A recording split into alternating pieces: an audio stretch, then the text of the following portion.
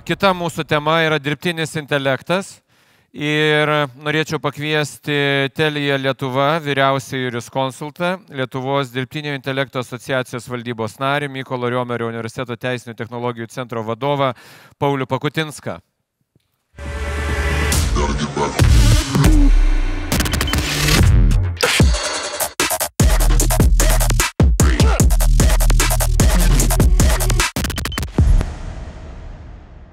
Sveiki.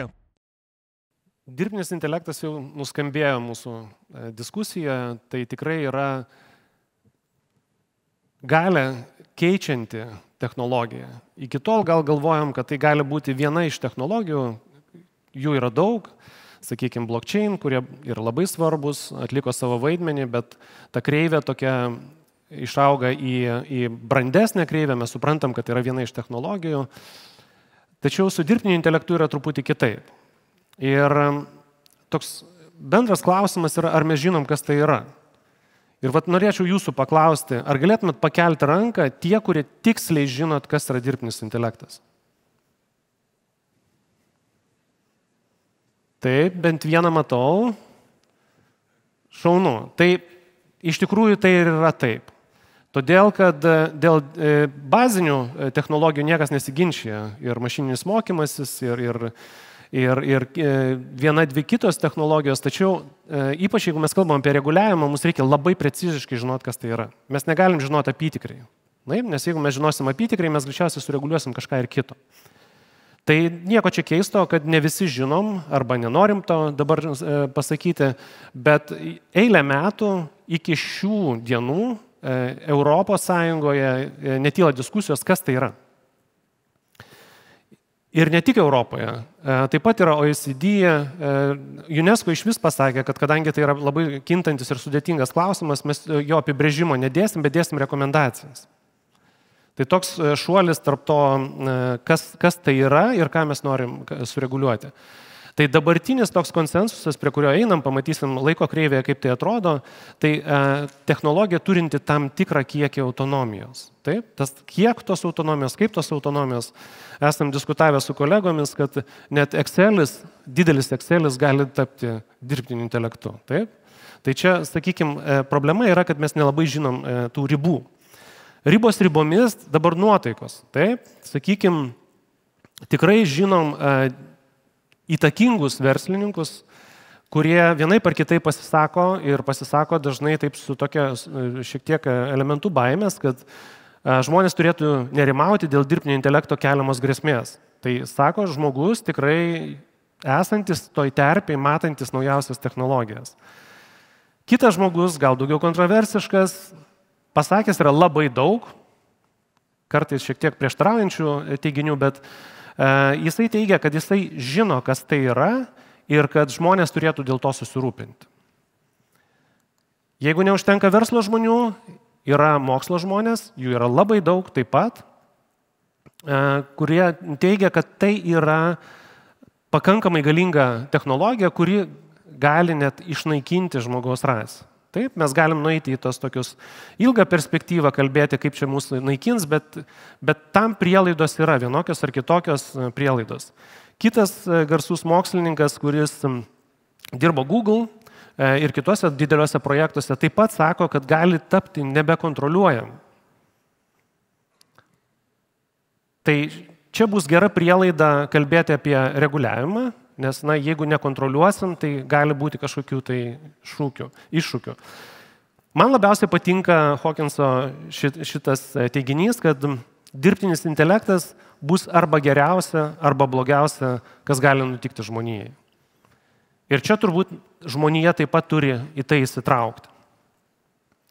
Dabar turbūt dalis žmonių dirbtinį intelektą savo išrado su ChatGPT.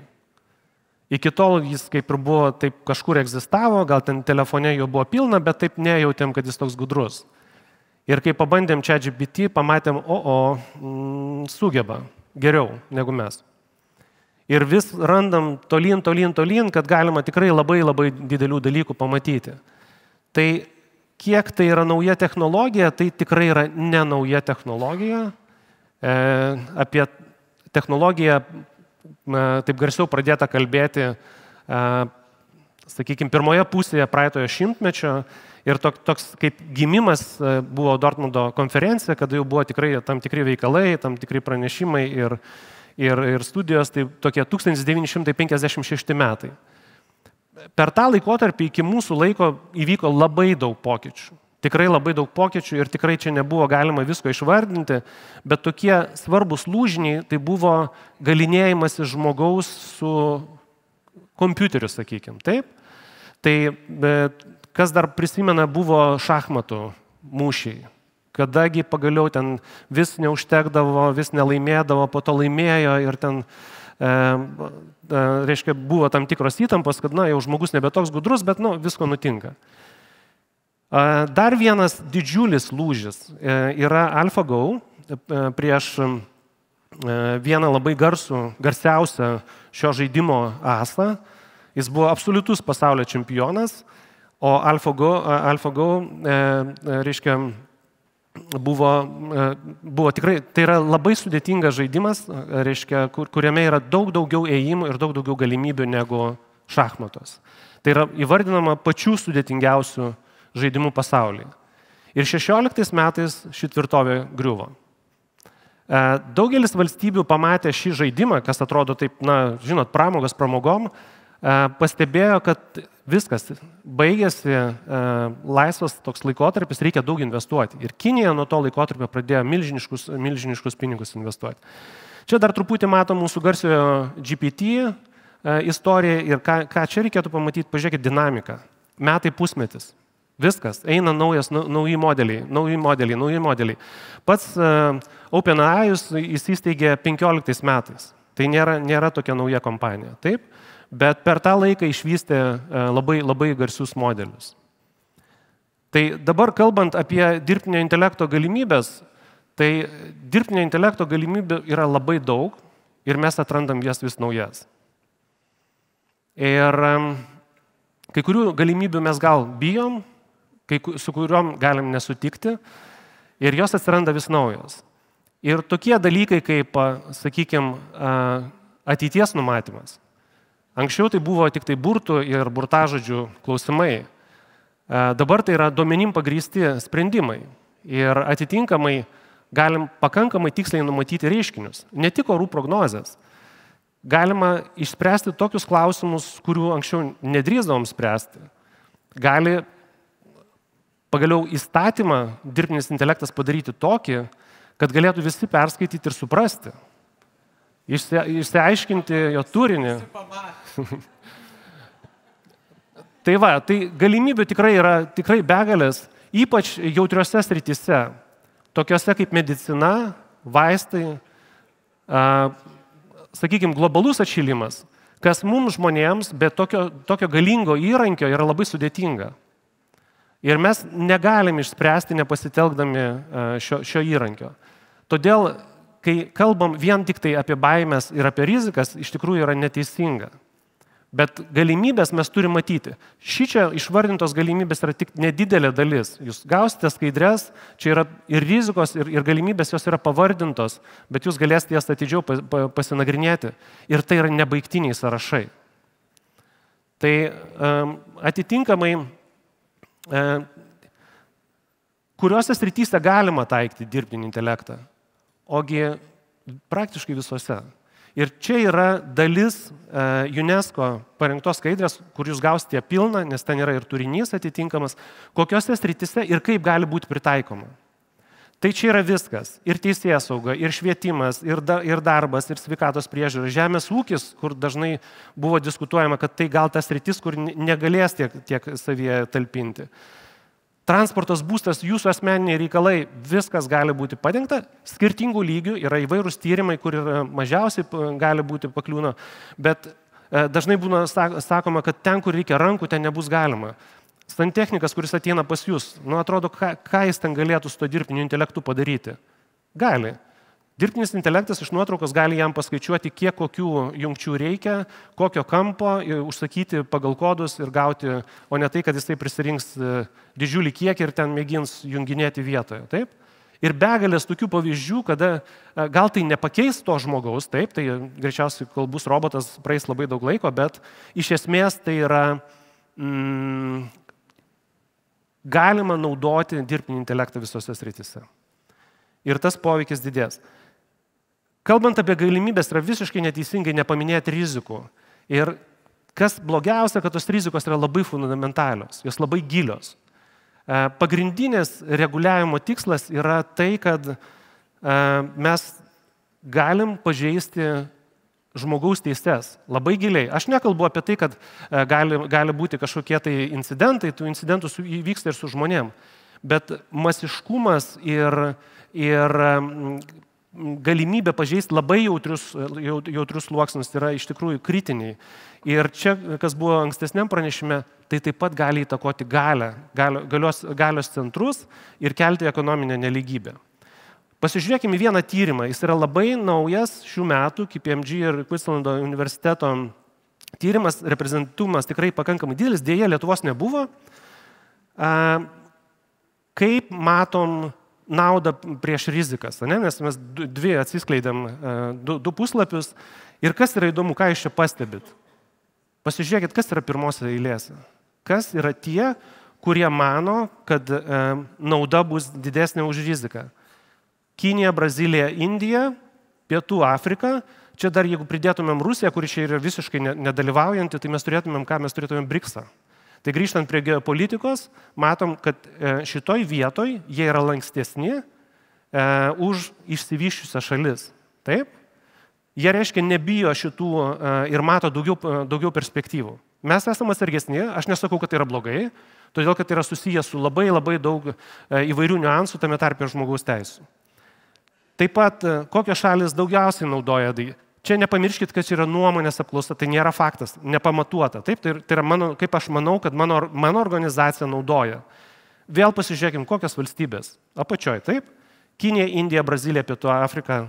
Na, Rusija nedalyvauja čia dėl suprantamų priežasčių ir greičiausiai mažesnio išsivystymo. Vėl koncentracija. Tik tai toliau mes einam į tas turtingas šalis ir matom. Kitas klausimas ir paliestas Ellison, tai yra žmogaus darbo pakeičiamumas. Ką matom? Kad pagal tyrimą 45% mano, kad darbo vietų nebus daugiau, nes visą laiką yra sakoma, kad normaliai technologijos ne tik panaikina, bet ir sukuria naujas darbo vietas. Taip vyko istoriškai. Tai tas tikėjimas yra toks sąlyginis, taip? Bet kas džiugu, apie 30% sutinka, kad tai bus. Taip, tai čia tos stiklinės, ar jinai pusiau pilna, ar pusiau tuščia. Kas toliau? Mums reikia kažkaip tą įtakoti, ne? Sako, kad bus nekontroliuojama. Tai Europa tą procesą pradėjo realiai apie 16, 17, 18 metus, kada pradėjo burti ekspertus ir kalbėti, ką galim padaryti, nes niekas nežino, kaip tai paveikti. Taip? Tada buvo etikos normose susikoncentruota ir tada judėta prie teisinio reguliavimo. Ir 21 metais su didžiuliu įdirbiu buvo pateiktas pirmas projektas. Tada buvo daug diskusijų, ypatingai svarbus buvo šių metų parlamento, kur buvo pridėta visko, ten papildomai visko labai daug. Ir būtent kalbant apie tą patį apibrėžimą, tas apibrėžimas kito ir dar iki šiol jisai, jau tokia arti baigiamosios stadijos. Tai kuo svarbus šis laikotarpis, maždaug iki naujų metų, gal truputį po naujų metų, kad vyksta diskusijos tame tarpe ir su šalimis narėmis, tame tarpe ir Lietuva. Tai reiškia, tos šalis gali pateikti savo pastabas. Tai reiškia, mes esame labai svarbiam procese, kaip mes save reguliuosim toliau. Kada tas taps kūnu, tai idealiu atveju kitų metų viduryje bus priimta, taip, gal truputį vėliau, ir turėsim 2-3 metų pereinamą laikotarpį. Ką tai reiškia? Tai reiškia, kad mes 2-3, sakykime, metus neturėsim tokio reguliavimo, kokio mes galėtumėm tikėtis. Kaip tas yra išspręsta, kaip tas reguliavimas yra išspręstas šioje srityje, tai yra risk-based approach, kurį jūs turbūt naudojat versle. Taip, labai versliškas supratimas, nes negali visam dirbtiniam intelektui užmauti visko to pačio. Yra pasakyta, žiūrėkit, yra sritis, kur negali būti. Ir tai iš esmės yra tos, kurios pažeidžia esminės vertybės. Pavyzdžiui, poveikis pasąmonei. Taip? atitinkamos technologijos, kurios gali neigiamai įtakoti žmonės. Taip? Ir pati svarbiausia turbūt yra ta didelės rizikos, tavo geltonoji dalis, kuri yra labai stipriai sureguliuota.